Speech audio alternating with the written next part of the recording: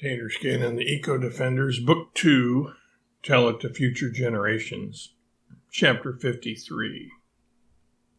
Since the owners and managers of the mine had shown they would stop at nothing to oppose our efforts, we determined that it was time for us to pull out all the stops. Alex's idea was to increase the size of all of the animals, even those who were already more than moderately large. Not only would the small and medium-sized animals grow, but even the elephants, Ocero the rhino, and Jowls the hippo would be doubled and redoubled and redoubled in size. In other words, doubled, squared, and cubed. And not only we original members of the Eco Defenders, but our new members too. Capybaras, jaguars, tapirs, green anacondas, giant anteaters, giant otters, all of us. A lot of jovial laughter ensued as we saw each other grow in stature and girth to the point where we were taller than the largest mining trucks and excavators, even taller than the kapok trees, and correspondingly wider too. A few of us retained our natural size. My family did, so did Alexis and all the humans. But most opted for the supersizing of themselves. The result of this was that the mere appearance of us as we knocked down the gates, thanks to the 5-story tall version of Jowls, and made our entrance, caused almost all of the miners and their managers and bosses to hightail it out of the area without delay, at top speed.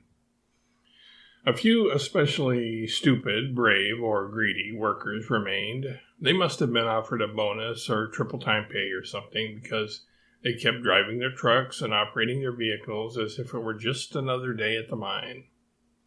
We respected their courage, if that's what it was, so we first warned them to leave. A scant few of them listened to reason, but a handful remained yet. Still patient, we showed them what we could do. Jowls dug a giant trench with his horn, into which he and the elephants pushed the trucks, loaders, dozers, and excavators. After that, the other animals covered the mining equipment over with dirt, as if they were covering their excrement or shoveling dirt into a grave pit at a cemetery. The few die-hard miners continued working. In these cases, it was the elephants, Ocero, Jowls, Stripes, and Rory who took over. They were extremely angry over the way Ravel had been treated, and the big cats, who were now undeniably outsized felines, had the added impetus of a feeling of culpability spurring them on. They still felt guilty for having allowed Ravel to be kidnapped in the first place.